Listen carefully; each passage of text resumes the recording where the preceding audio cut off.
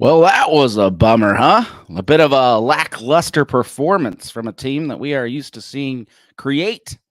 And needing a miracle, FC Cincinnati has usually been able to pull one out of their Mary Poppins bag of tricks, but they forgot to take a spoonful of sugar last week and unfortunately dropped their first home performance of the season. Does a Leagues Cup loss, home loss actually, count? I don't know. The good news, though, is that FC Cincinnati still has a whole lot to play for, and one can even argue that the two other trophies are a lot closer than the Leagues Cup was. But for all of us, we enter a weird waiting period after a busy summer. And so FC Cincinnati gets to rest up and strategize for hell is real. So I guess we should do the same thing, huh? You're listening to Cincinnati Soccer Talk, 2016 original show that is fan produced and fan funded. Thanks for listening, and let's dive into today's show with my co-hosts. Brian's on vacation, so I brought in the other Brian. Hey, at least you get something new to talk about there, buddy. Yeah, right. We were talking a little bit beforehand. I couldn't bring myself to put my jerseys up tonight. I'm wearing black. I'm a little bit in mourning from this game this past week. I don't know what to do with myself. I've, short-term memory, forgotten about the last 3-4 seasons, and Here we go. Yeah, it's a weird feeling. We were talking about it before the show, like going into it. It's like, if we lose, we'll be okay. And then all of us were saying we still felt a little bummed. Yeah, it hurt worse than you thought it would. Yeah, I think it was. It wasn't just that we lost; it was that we lost at home. Who we lost to, and the way the game played out, how we lost. I'm sure we'll talk more about it, but yeah. So I'm feeling it still a little bit tonight. Yeah, I already got a comment. Whenever Boston doesn't wear an FCC shirt, we lose the next home game. Of course, Jay is making reference to my work shirt I wore last week. So apparently that's a thing. I didn't know that was a thing, Jay, but I'll try to wear more FCC branded apparel in the future. I don't want this resting on me. All right. Next up, our next guest is back after a brief stint with Reds fandom, but they started losing again, so Jason came back home. Hey, Jason. Good to be here. Wish it was under better circumstances, but the Reds will be back. It's not like, American football or soccer where a streak of losses will kind of tank your whole season. So right. I'm not as fair weather as some. The city of Cincinnati holds you to that, I'm sure. And back-to-back weeks, Josh can't get enough. What's going on? Oh, I've swindled my way in once again. Yeah. No, or you secretly lost your job and haven't told us. I hope not. Turns out weddings are expensive. I need to pay for that still. So, no, it's great to be back. It's a little somber. It's a little different than I'm used to being on these shows. This is technically my first draw that is sort of a loss on the book, but still is technically a draw. Sort of loss/draw. You can tell these guys weren't on the podcast 2 years ago. I know, right? 2023 has been a breeze. We should all be pros at this, but no, I kind of forgot. I shook off all those L's in the past, and I'm a winner now, Jason. It just feels like I gotta get. I don't know. I don't want to get used to it. We're gonna call that a one and done. And Hope so. Yeah, let's do that. All right, well, Cincinnati Soccer Talk is sponsored by Apollo Home, and they have an August back-to-school special for you. They are offering $38 HVAC cooling tune-up special. Go ahead and call them. Get your AC checked out before the end of the summer. And go ahead and get your heating system checked out, too, before the winter shows up. So it's kind of that sweet spot. Give them a call or visit apollohome.com to schedule. Let's get into the best and worst. It's still an interesting week, so this time, for once, you're going to have to try a little harder on your best, and then we'll figure out what interesting stuff you guys got for your worst. Jason, we'll start with you. My best for the week is just Leagues Cup in general. I've really enjoyed this tournament. I know we're going to talk a little bit more about it later on. I'm jumping the gun in the rundown, as is tradition when I'm on. But I've really enjoyed the tournament. It's really interesting to see these matchups with teams we don't really see that often. So I've thoroughly enjoyed it. My worst for the week, and again, we'll get into it a little bit more later, but I think this was not one of Pat Noonan's best coaching performances on the sidelines for FC Cincinnati, and him pulling Bupenza there at the end when we were getting ready to possibly go into PKs, I think was not a very good move. So a rare miss by Pat. So that's my worst. Yeah, I got a question for you later. Now I'm really interested in how you're going to respond. All right, Josh, best and worst. Yeah, I'm gonna take a little bit of greener pastures coming off of bowing out of a tournament and say that my best is that Lucho finally gets a gosh darn break. The guy has been obviously the heart and soul of this team and has played almost every minute that he possibly can. And every time we're like, oh, well, let's rotate Lucho out and get him a break. It's nope, there he is, starting lineup every time, or coming in, getting a bunch of minutes regardless of opponent or regardless of anything. So it'll be nice to finally get his legs some break and gear up for what actually matters down the stretch, which is gunning for trophies that you can win now. So, but my worst, and I don't want to, jumping the gun a little bit also on this, but we'll get to it more in detail. But the finishing was poor when it mattered the most this last game. And when you're facing a team that's going to bunker down like the way that Nashville did, you really have to take advantage of what limited opportunities that you're going to get. And Brandon Vasquez, Yuya Kubo, there were opportunities there that really could have opened that game up, and they missed. And Bupenza also missed one. And so, we'll get more into it, but it was an unfortunate, disappointing time for the offense to not have the final touch. Well, the old saying, if you want to rest an Argentinian, just don't play. And so that's what we're going to be doing here. All right, Brian. Yeah. So first of all, last time I was on, the thing I learned is that Brian Weigel's the only one that cares if we jump ahead in the. Oh, that's true. So it's so he's true. Not here. We can go wherever we want tonight, from my understanding. So I'm going to go my first. I've got two bests tonight. I know it's a weird week to have two bests, but there's so many bads that we're going to talk about that I thought I'd start on a lighter note. I know you touched on it last week on the show, but Zelarayan, we don't have to face that man again. And I'm really excited about that, with Columbus being our next opponent. He stands over a free kick outside the 18 and he strikes the fear of God in me as a fan just watching. Oh no, here comes another one. So that's one of my bests. I'll leave that there. My second best is, and again, this may just be rumor and hearsay, but I'm hearing rumors of a potential call up for Alvaro Barreal. Again, there's a little bit here and there that I've heard. I don't know if it's anything legit to that, but just the fact that that's a conversation. I know there's other rumors going around that may or may not be true, but the fact that that's part of the conversation, I'm really excited for the guy. Are you cheating with no worst? What's that? So are you cheating with no worst? It's best and worst, Oh yeah. No, Brian's just bringing the positivity, Boston. Yeah. No, I said there's so many bads that we'll talk about. I can complain the rest of the show. I just thought I'd get the good stuff out now. Yeah, I see. All right. Yeah, honestly, if this was a normal game, I wonder how much complaining everybody would be doing, because you still went into the end 1-1. Like, it wasn't like some catastrophic obliteration or anything. It's a match that normally would end in a draw, and even if it was a playoff match, there would have been two more halves. So, yeah, but a lot of it looked like the old FC Cincinnati, though, and I think that was part of it, is the way the game played out. So I'll save the rest of that for later. Yeah, we'll dive into it. We'll change the pace here. Sean Pace said, I'm curious how much the rest will affect us. Huge week of Hell is Real and U.S. Open Cup semifinal after a couple weeks. Sean, this is probably the number one question I've seen being tossed around ever since even St. Louis fell out of the tournament. And one could argue St. Louis maybe is going to have too much rest, because they had a whole extra week and a week and a half on us.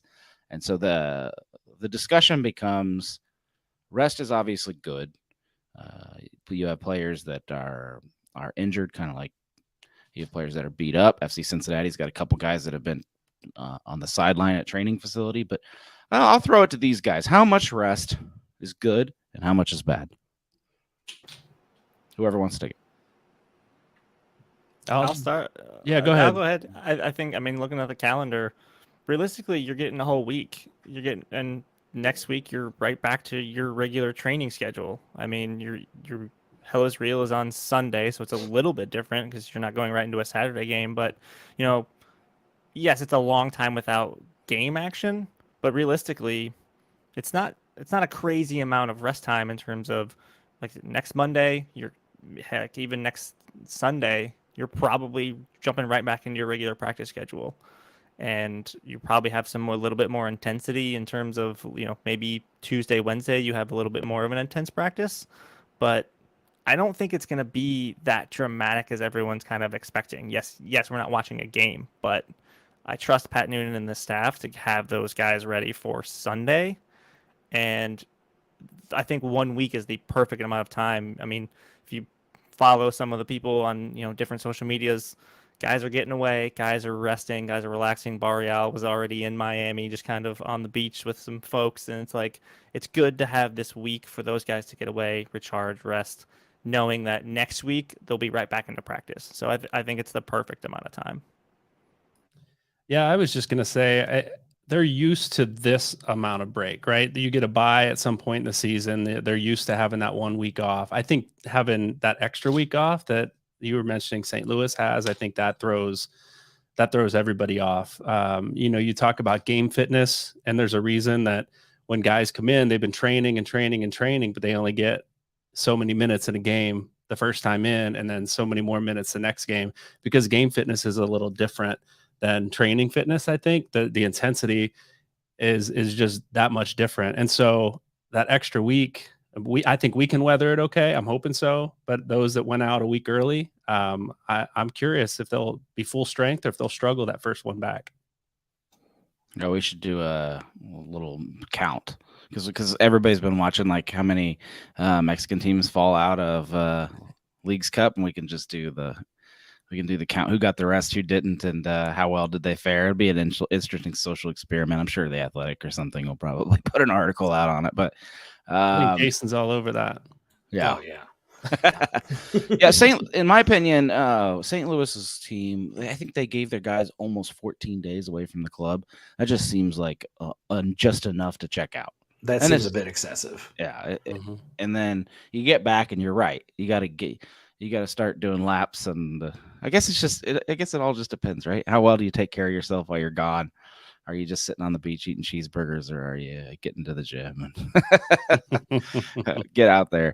No, I think FC Cincinnati be fine. I wish one of us had a contrarian take, but I think it's too easy here to say that it's going to be fine.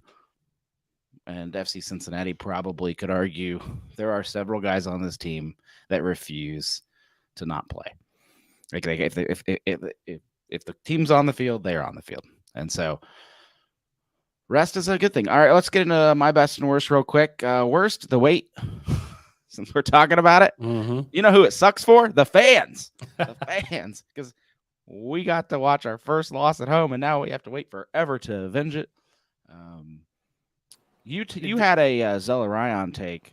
I actually want to pose a counter question to you. Would Zella Ryan would he have been a good first?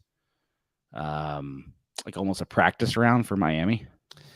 I wonder about that. I feel like it's going to be, we're looking ahead a little bit. Yeah. I'm looking ahead a little bit now that he's gone, thinking, we got this. Let's look at Miami. But I'm afraid a little bit of that. I'm not sure. I don't want to get too much into that whole discussion again, but he plays similar. If you watched some of these league games, he's amazing in free kick. Some players just know how to hit a ball at a right angle from a spot, and you're right. Zella Ryan was one of those players. Hellas Real, of course, is up our next game. I'm seeing a lot of talk already swirling about it, so we'll dive into that at the end of the show. First, though, we got to talk about it. We got to talk about this match a little bit more. Slow start for FC Cincinnati. I think that's probably the first thing I noticed was I felt like I needed to run out down the street to the local convenience store, buy as many 5-hour energy drinks as I could find, bring them back to the stadium, and just start passing them around to the team, because it just seemed like a little oomph Where was that FC Cincinnati? Did you guys feel this in like the first 45 minutes? I think Nashville did a good job at kind of, I don't know, sucking the energy out of the game. You know, I don't think FC Cincinnati likes to play a tempo where they're controlling the ball more and trying to make something happen. They always seem to me to play a little better on the counter, but Cincinnati's like game plan is get it to the wings, whether it's Barrial or Powell or whoever, and try to whip something in. And Nashville was just doing a good job of making sure that those sort of instances were rare. And that did take some of the staying out of the entire game for me. I know that there were times where I was like, come on, you guys, do something. This is kind of boring. This is that Simpsons episode where they're just kind of kicking the ball around, you know. It's not very fun to watch that. Yeah, I felt the same way, you know, watching from afar on TV. Like there was just no energy. It didn't sound like the stadium didn't sound like this. The sound coming through the speakers wasn't as loud. Again, the players weren't giving them much to celebrate on the field. But yeah, it was just slow. It was just really controlled, really slow. When Nashville got it, they didn't really counter. They just kind of sat on the ball, and the whole first half, yeah, I just almost fell asleep, honestly. The guy in front of me said he's a season ticket holder and he's been there all year. Granted, we are spoiled. So for the record, we know we are spoiled. But he said this is the most boring FCC game this year by far, like a landslide. And then I think I piped up and said, yeah, you're watching Nashville. But Nashville was famous for it, at least last year. Now they've changed a little bit. Mukhtar's added a little bit of spice to their game, but deep down, I think when it came to knowing they were playing a better FC Cincinnati team, they reverted back to Gary Smith's turtle shell. And yeah, I'm with you guys. Boy. Yeah, Jason, you nailed it. I think Nashville did they played Gary Smith's strategy to a perfect tee. I mean, you're going to muck up lanes, you're going to crowd spaces, you're going to slow the pace down, and FCC looked like a team that didn't know how to play with the ball, and that's because they kind of don't at times. I mean, this was kind of exposed again, at least I was watching, of, well, great, Lucho Acosta has to do everything. Like, if you don't have a plan where Lucho gets out into space and can, you know, push the tempo out wide to Barrial, or somebody running open into space, or Bupenza has some space to check back in and lay some things off. Like, when that free flow isn't there, you don't really have an answer right now. And I think it started to look better in the second half as we saw some adjustments were made, but like it reminded me again of like, oh yeah, this is a team that it lives and dies offensively with Lucho in space. And if they don't have that space, they don't really know what to do right now. And that's something that's got to get corrected quickly, especially come playoff time, because boy, did that feel like a playoff game where a team knew how to mess up your game plan, and they perfected it. I mean, give a little bit of credit to Nashville. They had a game plan and they executed it perfectly. I mean, that's it exactly. FC Cincinnati had 67% of the possession and only 4 shots on target. Oh yeah, like you're not going to have a successful night if that's all you can generate. And you're exactly right. I mean, it's one thing I notice from this team is there are a few people who are willing to take a shot from outside the box. And those that do are not ones that you want taking shots from outside the box, other than maybe like Barrial or Lucho. And that just wasn't working. They'd get into a situation where they're trying to get to Bupenza or Vasquez or somebody by dribbling through defenders, you know, near the 18-yard box, and they couldn't generate that kind of space. And it was just really frustrating to watch. Yeah, but Acosta and Barrial tried their swing in corner kick for a second time. I mean, that would have been crazy if they went 2 for 2. He had a shot, man. I don't know why he brought it down. I don't know why he A brought guy it that's got the down. confidence. You saw it. He's done it before. How did I agree? Like we He's saw done you it do it before. once. Tried it You too. wanted him to hit it out of the air. I think he brought it down because he had time. Maybe. I don't know. But then he didn't. He did, but then he didn't. Yeah, watching that match and just hearing how Hani Mukhtar should be the reigning MVP, should get it again this time, and even he was struggling on the pitch. And yeah, Josh, I think you said it about Lucho playing in space. The only space he was finding was outside on the wing because they just plugged up the middle on him so bad, and the only place he could play, at least in that first half, was to Barreal on that side, and they were just so close together, which sometimes works. But I think a couple things too. I think Bupenza and Vasquez and Lucho are still trying to feel each other out a little bit and trying to figure out that chemistry. I'm hopeful that comes. They're all talented players, and they're all, they just, again, didn't have space to work this time. But Jay mentioned on this comment, I don't think I like Powell as a winger. It didn't seem to add anything on offense, and I would agree with that, especially in this game. I think he has his thing was, for me, is sometimes he went forward too often and didn't get back to defend, and this time he just didn't do much with the ball. He never did much with the ball anyway. Let's be honest. He'd get up and do scissors, and the ball would go out of bounds a lot of times. But that's, in the past. But when was it Halsey that came in late in the second half? Yeah, 71st minute. Yeah, he came in late, and that's part of, Jason, what you were saying about the subs and Noonan's decision to pull Bupenza out. I think the subs came in maybe a little too late when they did come in. But Halsey gave us a little spark down that right side late in the game. And so I would have liked to have seen that maybe a little bit sooner. This team is desperately missing Santi Arias right now. Right.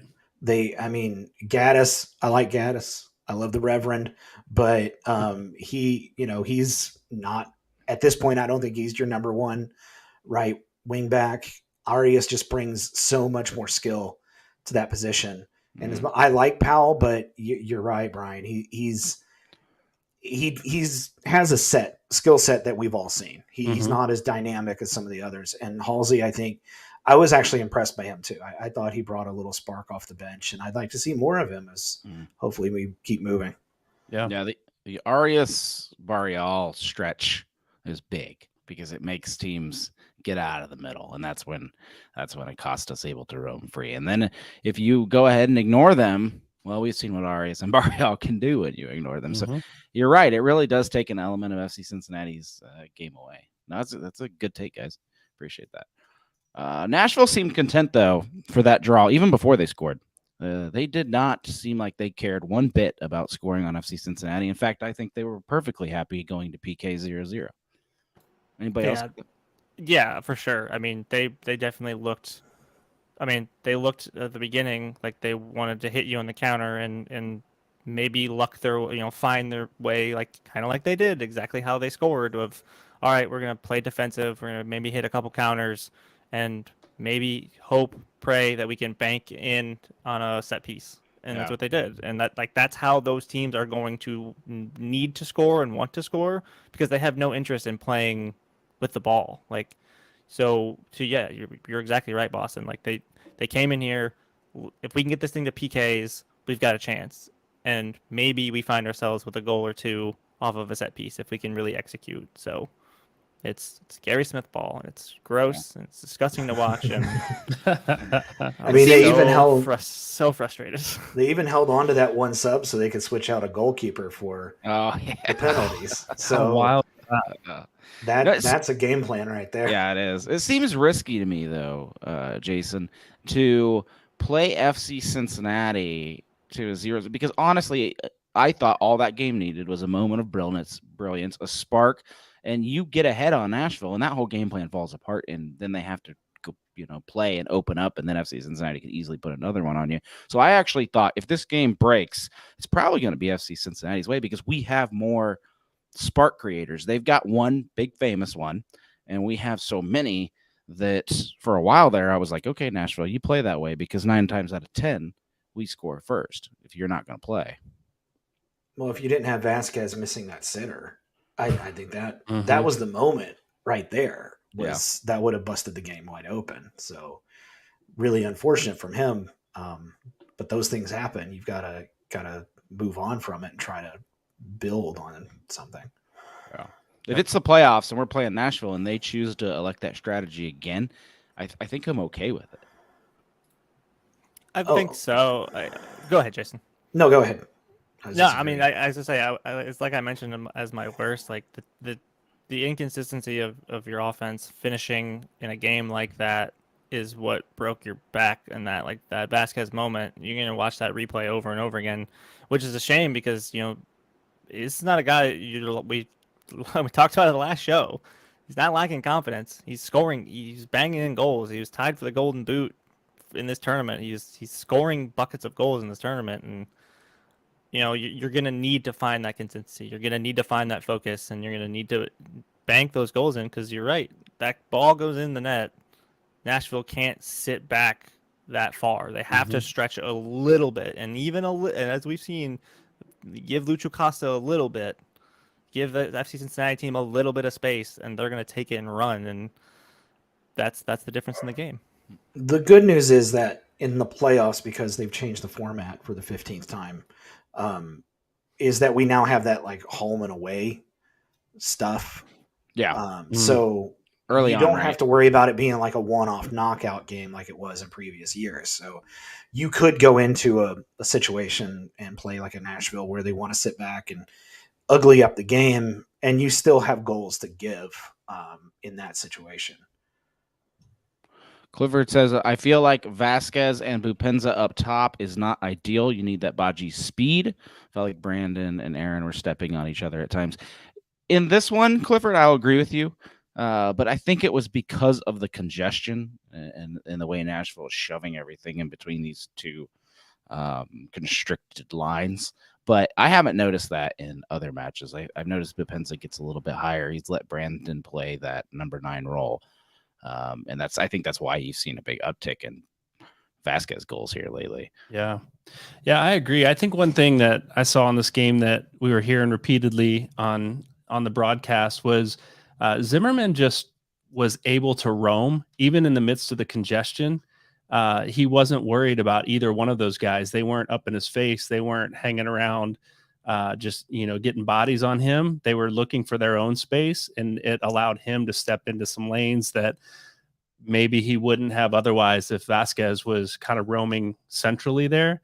So I don't know what the game plan was there. I just heard a lot of talk and then just started watching it. And for sure, he was playing higher than I expected him to. Actually, he was coming up, taking balls at the top of the 18 when our guys were kind of deep in the 6.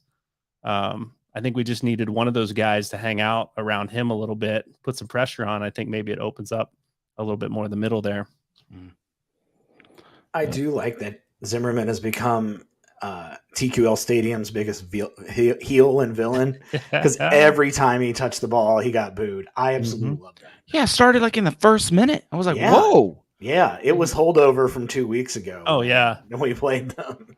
Love it. And that's great. I mean, you're seeing that more and more. You're seeing that fan, everyone in the stadium recognizing, like, okay, who's the guy that we're talking? This guy. Okay, every time he touches it, we're booing, and it's like that's part of the atmosphere. And I love that Zimmerman was the guy. Some fan education right there, because it even caught me off guard at first. Oh, it was when I had RSL season tickets and they would play SKC. I think it was Failhaber. That was their heel, and they booed the snot out of him every time he touched the ball. All right, well, we got to talk about the PKs. FC Cincinnati scoring 4 out of 5, Nashville 5 out of 5. PK is the bane of American existence this week, right? Because the U.S. women also losing in PKs, and so I'm not a big fan of penalty kicks right now. It's my new pro rel. Just upset at it. I think that's the one thing about this style where they run up for the Leagues Cup. They should have brought it back. Yeah. I think that's my one beef with the tournament is not giving them that extra time. I understand the tournament's really compact and they're playing a lot of games, but I would like to see a little extra. Let's play it out instead of going right to PKs. See, that's where I disagree. I like that they go straight to PKs, and I wish that this was how it worked out. Like you don't do the extra time at all. I wish MLS Cup playoffs would adopt straight to PKs. There's so much on the line for MLS Cup playoffs. I'll give you that. Jason, but only if there's multiple games the whole way through. Because my biggest.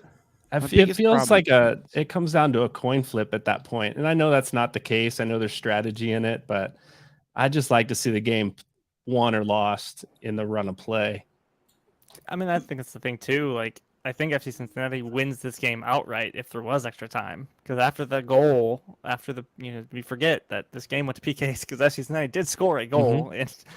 But that once that went in, like the spark went up, like the spark hit, and like I think if you had that extra time, you're not even going to PKs because I think FC Cincinnati wins that game. I don't know. It's a tournament like this. I kind of like the novelty of it. Like, how can we make this more weird? Because that's what I've loved about the Leagues Cup is just how weird it's been. Like, yeah, give me a 2-point PK win. Because sure, why not? Like, that was fun in the group stage. Like, sure, for a tournament like this, I got no problems with it. But yeah, I guess that's true. That the point amounts changed the game a little bit. But I was looking at the bracket, right? And 8 of the 16 games in that last round went to PKs. They were won or lost on PKs. That's just a crazy, a lot, crazy amount. I'm not sure I want it for MLS Cup because I feel like that is supposed to be a little bit more. I mean, I guess you can treat it like a tournament, like anybody that gets in. But the problem with that is MLS lets too many teams in it. So I kind of think you still have to keep some kind of best. We really would like, if MLS Cup is true to form, I think the best 5 or 6 teams should really make it down to the end, give or take some weird upset. But it still would be nice to actually have the best teams play there.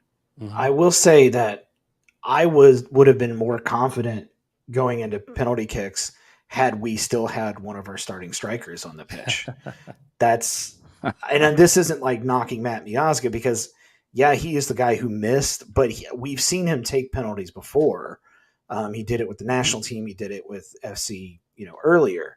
But I think if you have Bupenza in there now, I don't know. I'm not in training. I don't know if he's actually good at them, but you'd think a striker would be one of your top penalty takers. And the fact that he was pulled and not replaced with another striker, that was baffling to me. Yeah, to me, just all I ever ask, I understand it's a crapshoot. Keepers can guess the right way. Things can happen. Obviously, we saw FC Cincinnati have a legendary PKs back in the USL era with what was that, Chicago? So they've blessed us and they've hurted us. It just kind of stinks to put ourselves in that position, first of all. But I'm with you. Don't fault a single player because it's any given day. All I ask, though, to get back on point, is that you put it on frame. Just for the love of everything, put it on frame. And then if the keeper guesses the right way, even if you go straight down the middle, like at least it's on frame. So, yeah, don't be the Columbus game, which saw 4 straight penalties go over the bar. Yeah, that was spectacular to watch in the worst kind of way. 4 I straight didn't see penalties. that one. Oh yeah, it was a sight to behold. Can we clap for Can? Yeah, I think so. Excellent work in a tournament.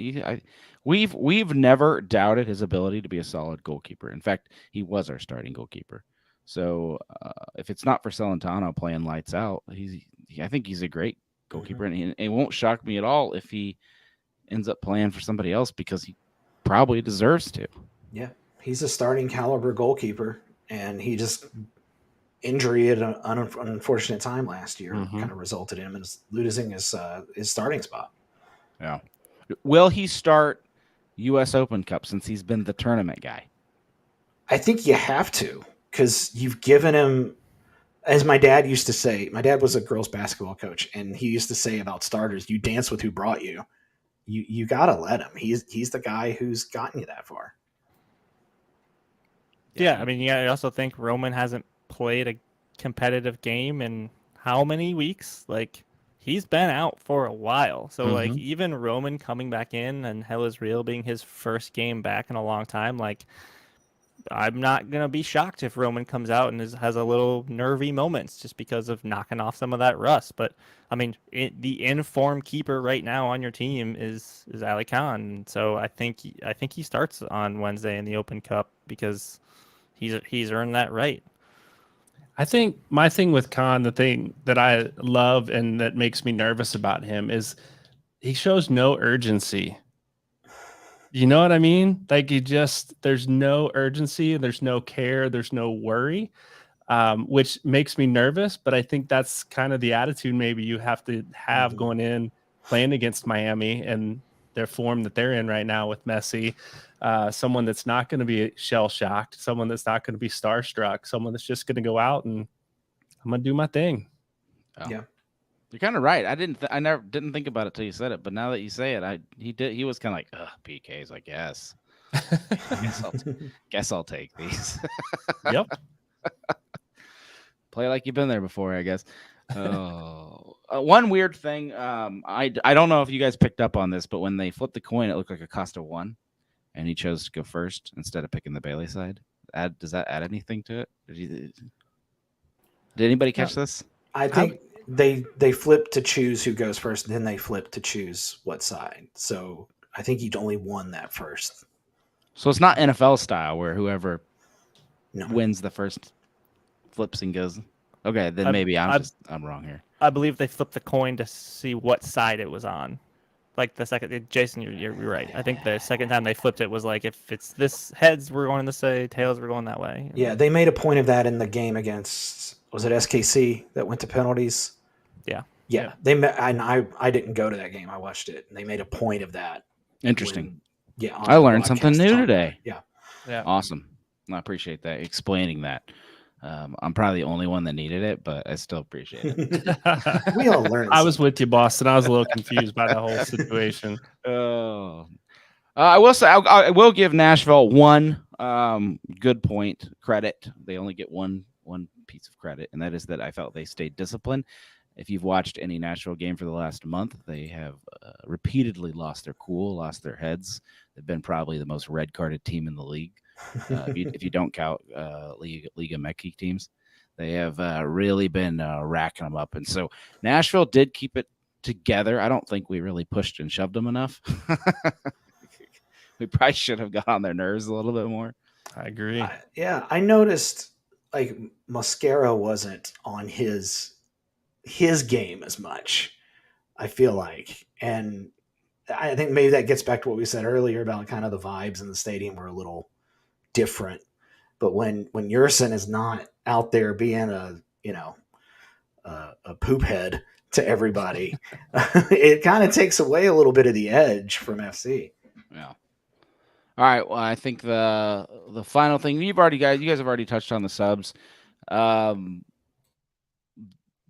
I guess because it merits talking. Is it Halsey? Am I saying that right? He was the shocker for me. I just didn't expect him to come into a match that I thought mattered more. Now, I think he played amazing, but when he first came on, my brain goes, "Oh, okay, so Noonan just doesn't care." I think it was a few shows ago I mentioned the fact that Noonan played the kids. He let the Kimi play and he let Halsey play. And is it Stitz that played up top? He got a few minutes, and I was just really excited and confused, and just why are they in now? But maybe Noonan sees something, and looking back, I think he was giving them some time, letting them get into the flow of the first team minutes because he saw something, especially in Halsey.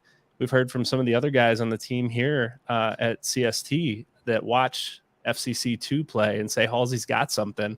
And so giving him those minutes a few games ago, I think Noonan had some confidence in him when they needed something down that right side. And both times he was in here recently, he made some decent runs and put some decent balls across. Yeah. I think it'll be a shame on Pat Noonan if we don't see Halsey worked into the rotation more now. Like, obviously, once Santi comes back, it's his starting job.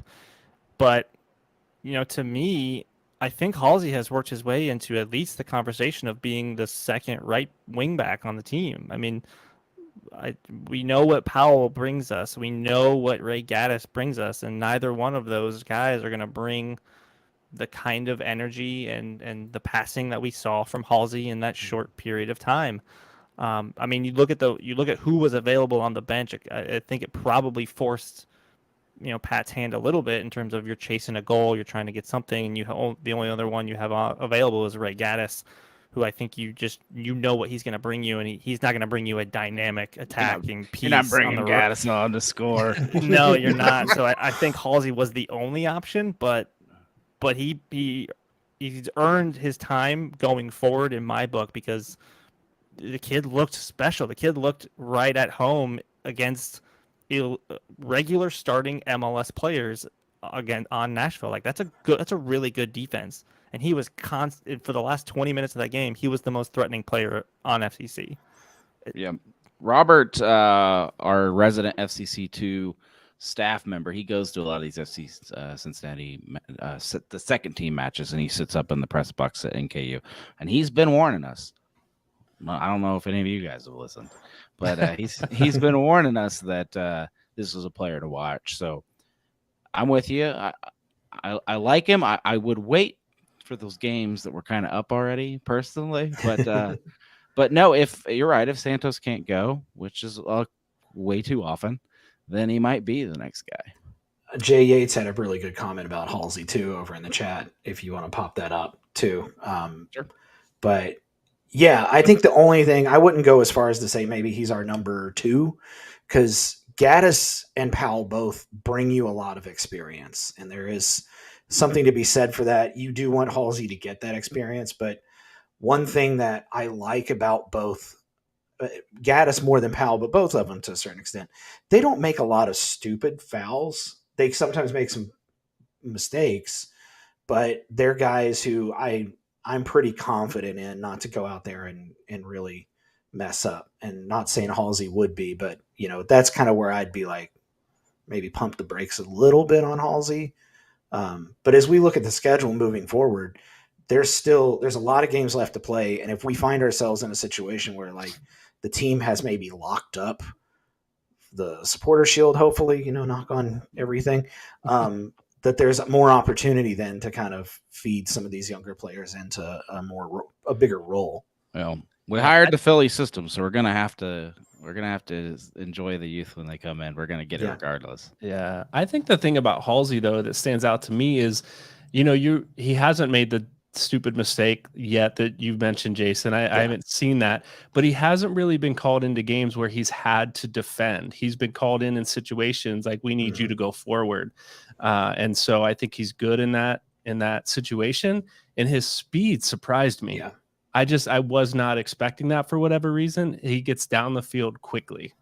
He's good on the ball too. Like there was one point, I'm not sure what minute it was, but there was one point he left the Nashville defender kind of in the dust. He moved, juked him, and he was gone. That was really impressive.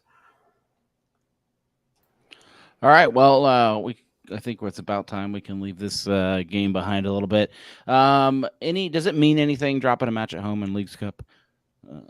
Were you attached emotionally to the record? Is the record even broken? Can FC Cincinnati just now tweet out asterisk in MLS play?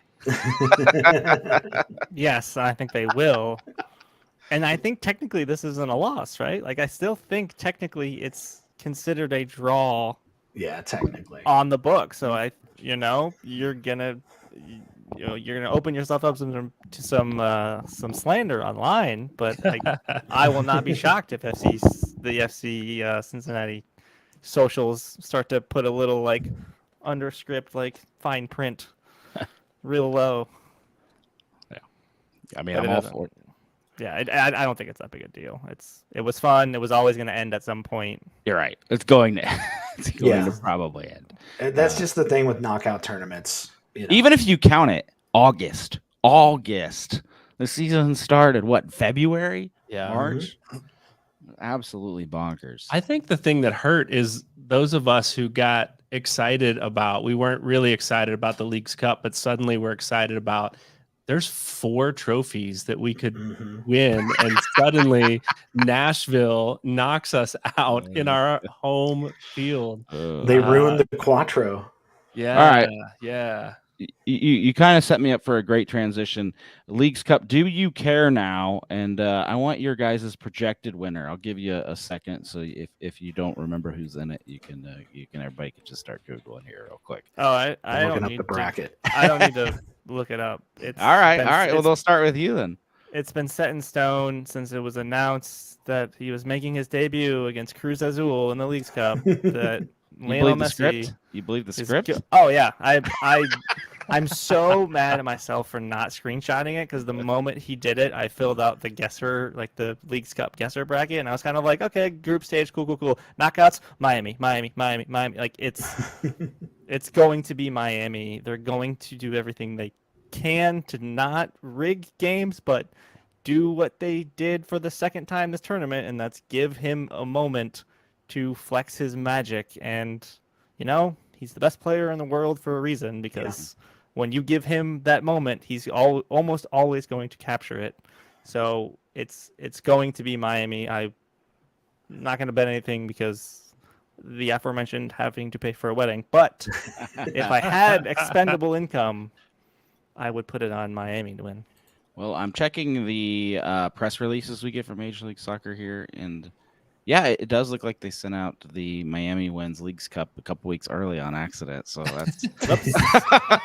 I think I picked them too. I'll have to go back in my Twitter stuff or on the Slack channel, because I know I filled out a bracket and got most of it wrong, just like I do at March Madness. But everybody knows I'm an RSL fan as well as an FC Cincinnati fan, and they've been playing really well lately. So pulling for them. They've got LAFC tomorrow, and it's gonna be a revenge game for what is that guy's name? I can't remember. My name escapes me. Anyway, but yeah, I think I don't want to say it's scripted, but Miami, that game last night between them and Dallas was drunk. Yeah. And they had no business winning that, and Messi was just Messi. It still showed weakness, I thought. Their defense is not very good. So who knows when they finally get up against like a really good team, but there's not much left. I mean, there's Philly and New England's playing Quattarero. I can't pronounce that. Yeah, 1-1 right now. Yeah. So right now they're either going to play Houston or Charlotte in the next round. Neither of those teams are very good. So their only real competition is going to come in the semifinal or final. But I've loved it. Like I said, I am sick of Messi, but also I'm starting to embrace him as a heel and watching the whole spectacle that he is. And I think MLS wants them to win, because this is MLS's tournament and not Open Cup that they don't control. Mm-hmm. Yeah, I think it's hard to pick against Miami in this tournament. Maybe we go with, who do they play in the final? Who else do you think is going to make it from that side of the bracket? Yeah, I wish a couple of those teams could move over, make it a little bit more interesting on the other side. I would love to see them play Club America in the final, because that would just be a media circus. Yeah, it'd be bonkers. I don't know if they get past New England, though, either, because you've got a talented, well put together team in New England. They're coachless, though, so that's a bit of a mess. And they may not win tonight, so they're tied 1-1 as we speak in the 84th minute. Yeah. So. I think so. Let me ask this question. I know we probably talk too much about Miami, but we've seen them play enough games now. Like the first one it was a show. It was a spectacle, right? Messi wins and the free kick right at the end. But I think in the what I've seen out of Miami is Busquets pulling the strings. And if Obi can keep him in check, I don't think Messi gets as free as Messi gets. So maybe some of these teams here coming into the end of the Leagues Cup in the later rounds have spotted that, have spied that out. I'm sure they have. And I don't know. We'll see. We really like giving free kicks, though. We do, unfortunately, which is one reason why Zelarayan being gone was one of my best. You can't do that to us anymore. I will say we did minimize it versus New England, which is a team you have to do that against. And then a couple other times this season when we've had to, we have. But yeah, foul them in the midfield. Foul them in the midfield. Miami in the midfield all you want. Just don't get it too far down there. I'm not a conspiracy theorist, but I will say 2 for 2 on moments where you get a little bit of a spotty call late in the game near the box. Referees, maybe, they're going to give Messi the benefit of the doubt. I think more often than not in those opportunities. So the Michael Jordan effect, unfortunately. You're gonna be needing some major discipline around the closer to the, especially. I mean, you have that discipline when you're in the penalty box because if you're thinking of a penalty, when Messi's on the field, you got to extend that discipline out another 5 to 10 yards because anything 20 yards or in is basically a PK for him. And referees have now shown that they are more than willing to let him have that opportunity. Houston is now leading Charlotte in the 13th minute, 1-0. That's honestly, Houston's better than Charlotte. Yeah. One of the very few perks of growing up in the cornfields of Illinois is that I got to watch Jordan play as a kid many, many times, and it was awesome to go up there and watch those games in Chicago, and even in Champaign when I think they were working on their stadium. That was the year I got to see a lot more of them. But the one crazy thing, and that I know that kind of similar mechanics that I'm used to that from watching Jordan all this. If it's tie game or the Bulls were behind just by a couple points, Jordan goes down and he would go up to shoot and lean into the guy as far as he could, and boom, it's a foul. Because once you become a superstar, you will get the call. And I think I've seen some similarities when Messi's on a yellow.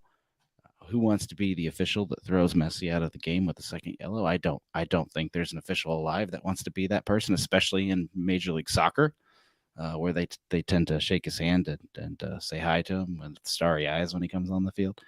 So not calling anyone's integrity into question, but that I think it is actually a natural superstar phenom problem, and it only happens every generation or so, with a couple players, and if Messi runs up to you and says he's fouled, it's real easy to reach in your pocket and pull out that yellow card when you would normally swallow it. It happens in every sport. Yeah, every sport where you have a superstar like that, you're gonna get the calls. So FC Cincinnati, just to bring this back home, is going to have to play a tight game, and they're probably going to have to score one more goal than they normally would. I hate to say it, but there's going to be a lot. There's going to be a lot going against them, and so you almost need to overkill it. The thing that might, as we talk about Leagues Cup and the possibility of Miami winning, the thing that might be helpful is the finals of Leagues Cup is on the 19th. Miami would probably have their next game moved, but would they be Would they be then given like a week off before the U.S. Open Cup semifinal? Or would they try to fit in one of the MLS games? That's the thing, because they might have just as much schedule congestion as we have if they keep moving forward in this tournament. Yeah. That's a good question. I mean, I know obviously we talked about it before. Leagues Cup is MLS's product, so they were obviously have already said that whoever's in the final, whatever the league returns on the 20th, teams they'll likely move those games for whoever's playing in the final and the third place games. U.S. Open Cup is not MLS's. Now, if Miami is playing on the 19th, are they MLS? Is Don Garber getting on the phone with everybody and saying, listen, guys, we know you want Messi. Let's not overexert him or, whatever, or does U.S. Open Cup say, screw that, we have it locked in, we want him on the field, and they leave it up to the team? Because there's a real possibility that maybe Miami decides otherwise. Maybe they say, like, okay, we got our trophy if we want it or whatever. I don't think, long way of saying, I don't think U.S. Open Cup is going to move that game. I think it'll have to take MLS stepping in to say, we just ran these guys, give them a break. No. Yeah, I'm not going to. I don't think they're sitting Messi in a U.S. Open Cup No, they semifinal. won't. I think that question was posed. I think maybe he comes in late and, like Lucho did for a couple games for us, makes things happen. But there's no way he's sitting if they've got a chance for a second trophy in this magical second half of the season that they're having right now. I don't know, because if you win Leagues Cup, you automatically get CONCACAF Champions Cup qualification. Sure. And Yeah, that's what you're U.S. not Open chasing Cup that, yeah. is. That's what you win for U.S. Open Cup, really. So it's actually worse. It's one a or the worse other. prize. If you win Leagues Cup, do you really care at that point? Leagues Cup gives you a bye, and Open Cup does not. So it's actually Open Yeah. Cup's actually the worst prize. It's a trophy. enough. Yeah, I think it's a Trophy. trophy, and like how storyline. bad their first half of their season was, and Yeah. hey, let's just bring in the hardware. It's another notch in the history books that will be written, that Lionel Messi comes in and runs away with trophies. There's not a lot of season left though, Jason. I don't know how much you can move at this point. I guess you can shove something on a Wednesday at some point, but then you're penalizing Miami's playoff run. So Miami's going to be trying to get in the playoffs still. It's going to be a lot harder for them to do it, but Yeah, they have 18 points, and DC United is in 9th right now. So the last playoff spot is 30 points. So you're the accountant, you do the math. But that's a big gap to try to make up. And every game DC wins, so counts against them as well. So it'll be an interesting run for them that I will probably not pay attention to until it matters to me. But I guess other soccer, United States women's national team surprise falls out of the World Cup. I woke up not in time to start the game because I'm sleepy, but I did catch the end of it, and kind of a huge bummer, right? Unexpected. Anyone surprised? Not shocked at actually. Alexi Lawless had some weird takes. There's a lot of weird takes out there right now. That banner that says "Shut up, Alexi" is just forever. I saw the last two penalties. That's all I saw of that game. Just remembered it was on as I was getting ready to leave and was shocked. I guess it didn't matter that I missed the rest of the game, the way that the drama played out there. But no, the games that I did see, the bits and pieces of games I did see, again, they didn't look like they used to. They weren't playing with it wasn't crisp, it wasn't fast, it wasn't as offensively minded as they had been in the past. And I don't know what the tactics were going into this, or if they just didn't have the personnel to do it. It wasn't the same team that we've seen in past years, I don't think. The U.S. women's national, I felt like watching the last World Cup, you could almost field two teams. The depth could have finished second, and the first team could have finished first. And so this one, you're right. It felt different. Is the era of United States women's dominance over, or is it just happens to be the coach and the players at this given time? The rest of the world is getting better, like a lot better. Other countries are investing in women's soccer, which is wonderful. I think they still have a ways to catch up to be to the level of the U.S., but I don't think it's going to be a cakewalk anymore for the U.S. women's national team. There have been some teams though that have kind of dropped off recently too. Like Japan used to be pretty darn good, and they're not that good anymore. So yeah, I think I'm with Brian.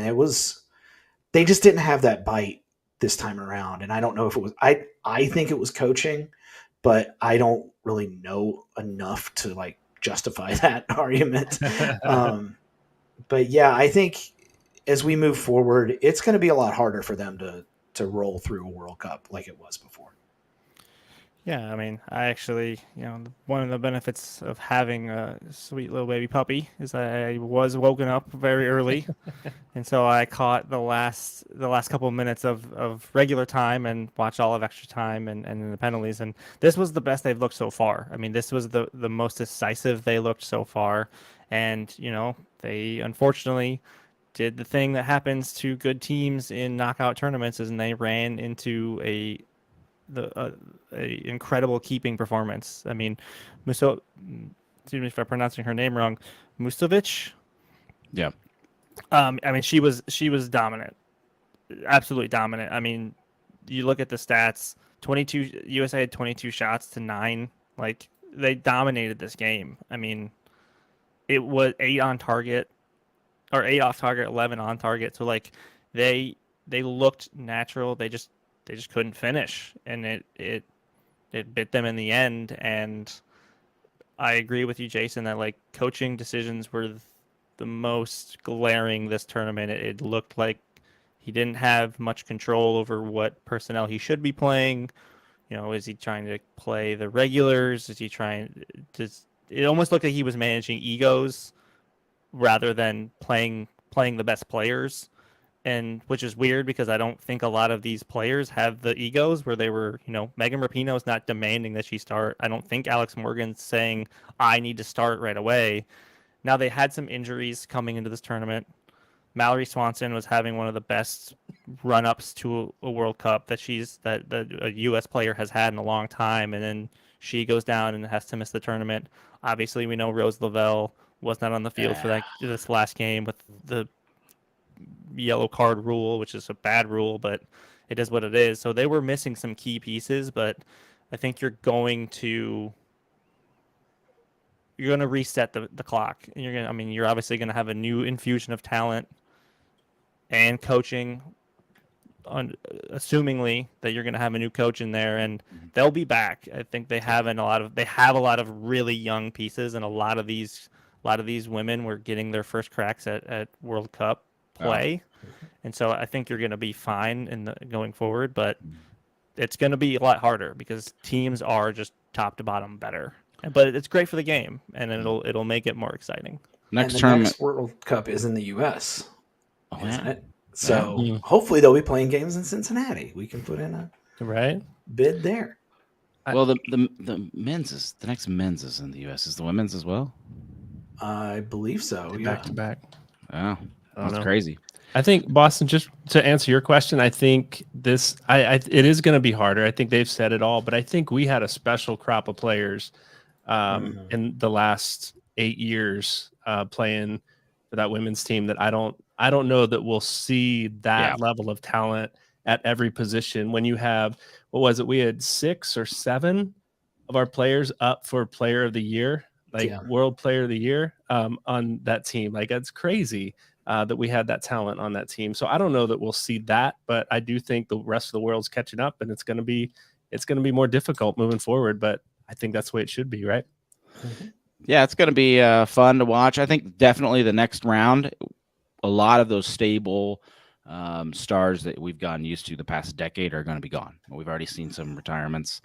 Julie Ertz, I think I saw announced today. She's done with World Cup soccer, and so you have to imagine there's a few more right behind her, and then it's going to be I think Jason's right, the youth is going to carry it from here, and we're going to see what we have going into the next 2, 3, 4 years.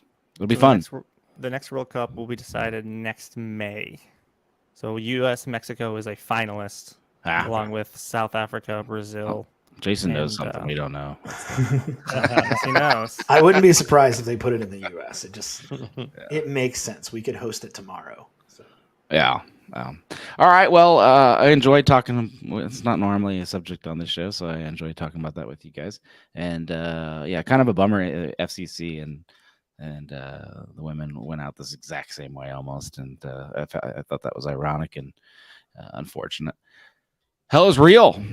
is the next upcoming match for FC Cincinnati. We briefly talked about at the top of the show. I have seen supporter groups. I mean, like, what are you going to do when you got 2 weeks off? I guess hype it up a lot. There's a ticket lottery in full effect. I believe the club has a ticket lottery that everybody got emails about. The supporter groups have a ticket lottery, and there are buses being planned.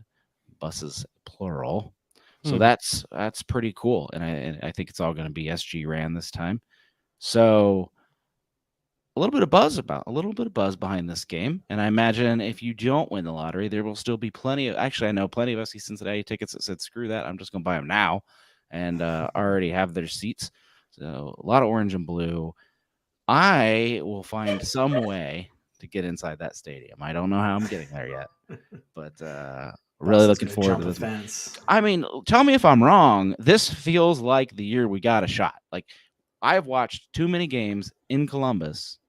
They've all been. Well, we've never won, as far as I remember. We've never won. No.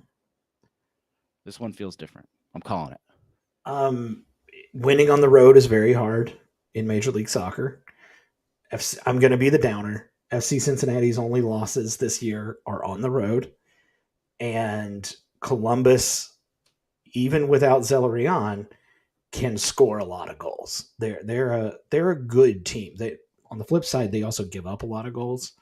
So, yeah, I hope we win. I think we have every chance of winning. It is probably going to be the toughest road game of the year thus far.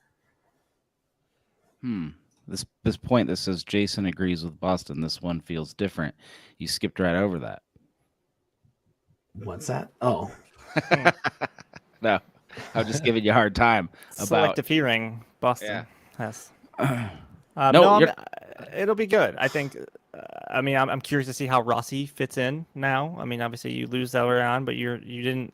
They replaced him with Diego Rossi, who's got a track record in this league of being a dominant player. So it'll be interesting to see how quickly him and Cujo can find that link up play and evolve the offense, because as annoying as it is that to have Columbus have Wilfred Nancy, who's a very, very good head coach. And I think you're giving him another piece that he can evolve and shape and mold this thing into his own. And so, it's going to be an incredibly difficult task. And I think you have the advantage, though, of having all of your pieces already in place. Columbus losing before Rossi could get there and start to really integrate with the team during regular practices and things. Can you imagine they're going to have some time off as well? I think that's going to be a little bit of a bonus, but I think it'll be a fun one, because as they all have been so far, at least since the last couple of years, it's going to be entertaining, to say the least. Yeah. I think we come away with the 2-2 draw. That's my prediction. No one on this show reads the notes. Always agree with Boston. I think we go up and then we give up, like we always do, give up 2 goals near the end to Columbus. I don't know. Maybe those days are over, but I think it's a winnable game for sure. 100% winnable, but I'm just afraid we've got our eyes set on Miami. At least I do. Maybe I hope the team does not. I hope Noonan has them, focused and ready for this. I think it's a winnable game, but I'm hopeful that we come away with the draw. All right. Well, all of you guys are talking about the ways we can't win, but we're gonna win. We're gonna win. New England has been eliminated from Leagues Cup, so the path for Miami gets slightly easier. Yeah. Okay. Well, that's kind of a bummer. I kind of was pulling for New England just to cause a little bit. There needs to be some strong teams in this tournament. There are. I guess They're it's from all Mexico. So, no, I go to this stadium every year, and I'm sick of not. I just want it. I just want it real bad this year. I don't know why. I think it's our best shot. But Penza, Vasquez, Costa, we can make magic happen just as much as Columbus's front. And I like our back four a whole lot more than I like theirs. So they've made a few changes. They've improved their team a little bit, but we got the chemistry. They don't. Columbus goes down 5-0. Hell is real. I'd love to put a touchdown up on it. That would be awesome. All right. Let's get your final thoughts. I've blown past our time limit tonight, but I don't know. We might take next week's off. Don't penalize us, but unless there's some big news in FCC land, the team's going to be off for a week, so there may not be a whole lot for us to dive into. And then, of course, we will ramp it back up. Hell is real week with jersey swap and anything else that we've got planned for you. But as we say our goodbyes, we'll start with Brian. Yeah, I think, a week without FC Cincinnati is a hard one for me. But I think we've got League Cup games that are exciting to watch, and I won't be as distracted when I'm visiting my daughter that we just dropped off at college at welcome weekend, knowing that I'm here with the family, but I could be watching an FC Cincinnati game. So I can put that guilt aside. All right. Well, congrats. You're only a few years away of a new income source called not paying for my kids anymore. Yeah, right. I got 2 more coming behind. So yeah.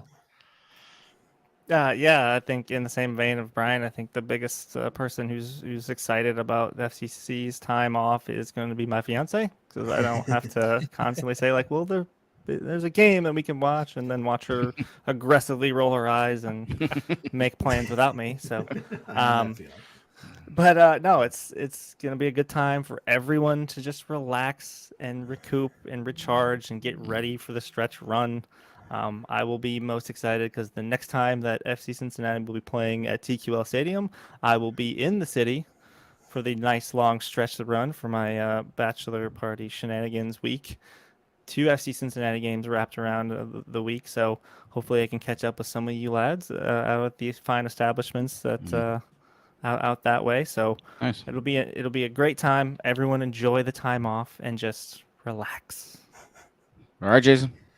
I'm echoing the sentiments. I'm actually not too bummed that there is no game this weekend. I think everybody needs a break at this point. This has been a marathon of a season, and I'm actually looking forward to this weekend. My wife has a work thing that she has to do, so it's just going to be me and the dog and the cat. So it'll be a boys' weekend in the house, and might do a little fishing, might get enjoy some of the other hobbies that take a backseat when soccer season's going on. So it's going to be a good weekend to relax. And we appreciate you listening to Cincinnati Soccer Talk. Like all these guys said, have fun. Go say hi to someone you've been ignoring all summer. And go fishing before it turns winter. That's called ice fishing, and no one has fun doing that. So we will see you later. And maybe it's a week, maybe it's 2 weeks. We could always surprise you, but have fun out there, and see you for Hell is Real.